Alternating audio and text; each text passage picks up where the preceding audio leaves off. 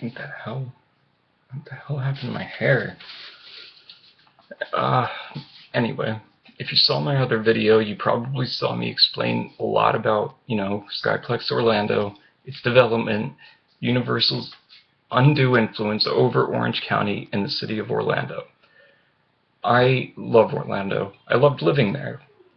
My family has put so much into that city that, it's sad to see things really what you think could be corruption, what you think could be undue influence by, one organization. It's absurd.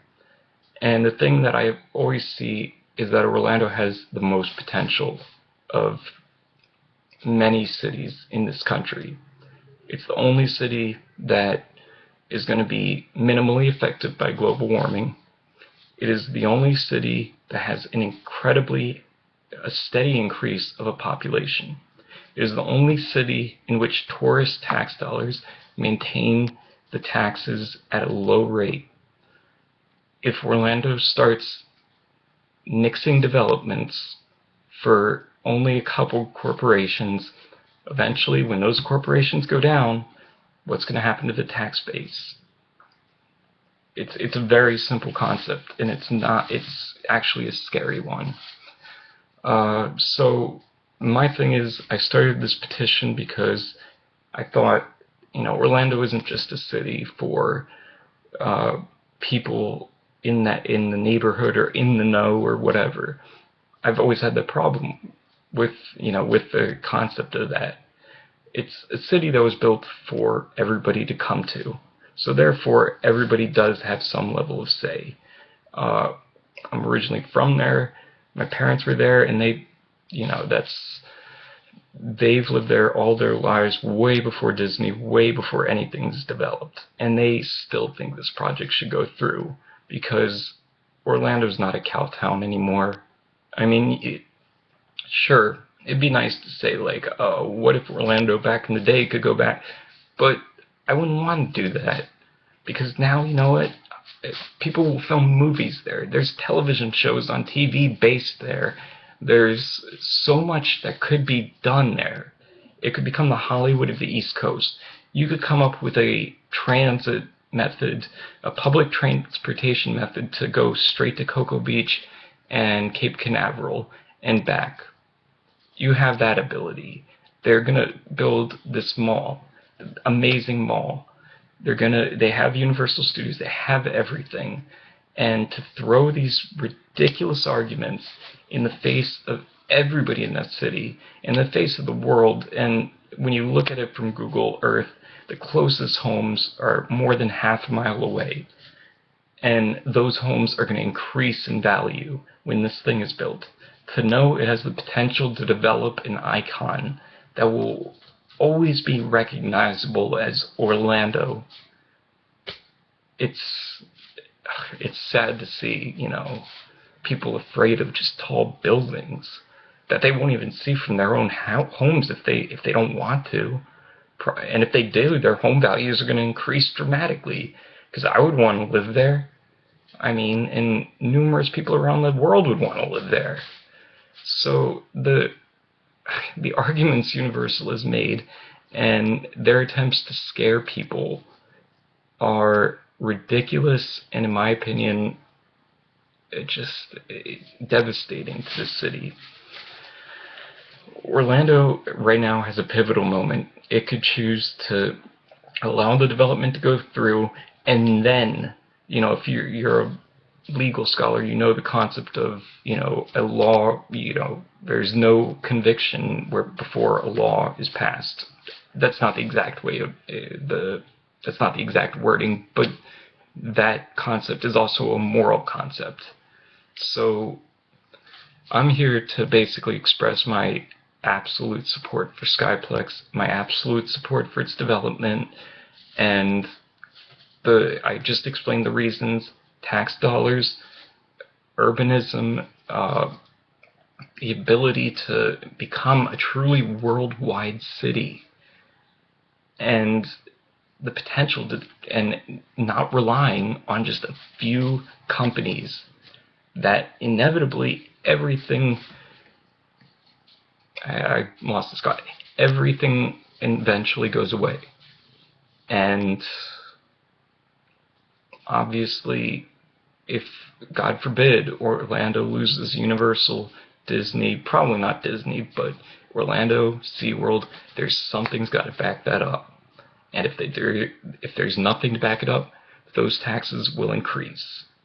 And I know there was another building that was proposed for downtown Orlando back in 1997. The building was 570 feet and had a cube on top of it. Depending on your opinion of buildings, it was okay. It was a little bit artsy, but it was interesting. It was very interesting, and I would have liked it to get built. The FAA nixed the building, and for the next 10 to 12 years, it remained an empty lot in the middle of a downtown where there were robberies and God knows what else, drug deals.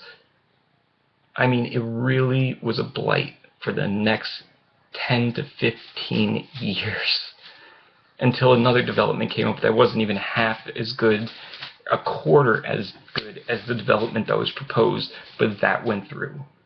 Now, the FAA has given the approval for this building, saying it does not interfere with flights. It is located in the most centralized urban areas of Orlando, where it is minimal light pollution that it's going to give off based on already what's been built there. It's on International Drive.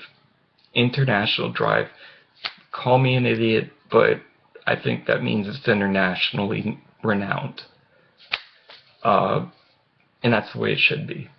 Orlando isn't a cow town anymore, and it can't afford to be, held back by just these ridiculous, just by a few corporations, a few leaders. It can't be held back like that.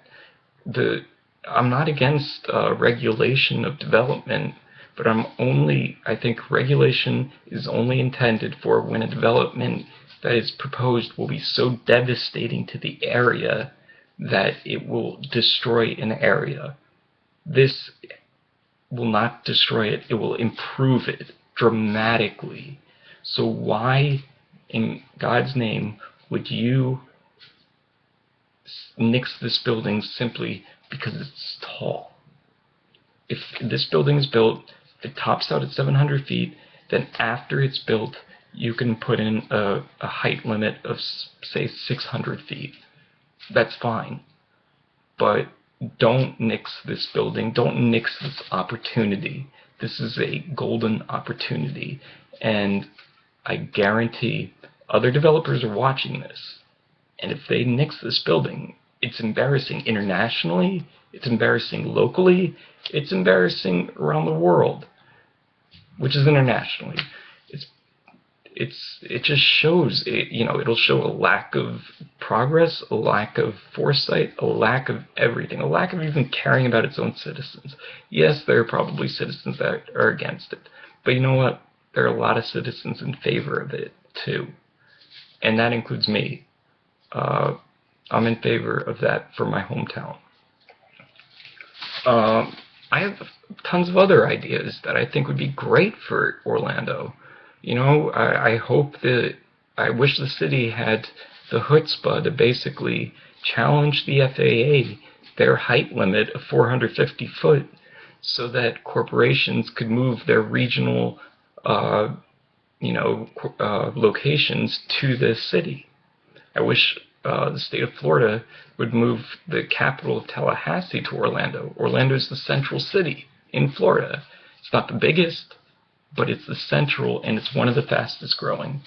So you know what? I really, really wish that people in Orlando is the melting pot of Florida, and it is what drives so much of the tax revenue that it keeps the taxes in Florida low. And the more development you have, the closer your home is to the tourist areas, the higher value your homes are going to become. So that's everything I have to say. You can look it up for yourself. Look it up in, look up Skyplex. Look it up on Twitter. Look it up on YouTube. Look in the Orlando Sentinel. Sign the petition that I've created. I want to get as many signatures as possible, and then send it down there so the county officials can read every comment and read the opinion of every citizen from not only Orlando, but around the world. I would probably boycott Universal and probably vote out the commissioners if they rejected this, because it's so obvious that it's a great opportunity for the city of Orlando. But that's all I have to say. I mean, I can't really say anymore. I have a million other things I could say. I'm very politically active, and I've wanted to dedicate myself to genocide prevention and relief. But the control of corporations and their ability to buy out essentially the souls of cities themselves, that's not capitalism. That's insanity, and that's a recipe for disaster. And I think anybody, if you live in Orlando, you need to realize that. If there's one thing I've noticed from New York, it's the fact that the more high profile a place is, the more police presence there is, the less crime usually, and the more tax revenue it brings. And the more interest it brings, the more people move there. Orlando isn't a cow town anymore, and it shouldn't strive to be that. It should strive to be something better. It can be better. But you need to let the county commissioners know that, and you need to let them know that that's how you feel. And if that's done, I think this development could go through. If it doesn't, it doesn't go through. I'll probably then move to Miami. But, I hope it does.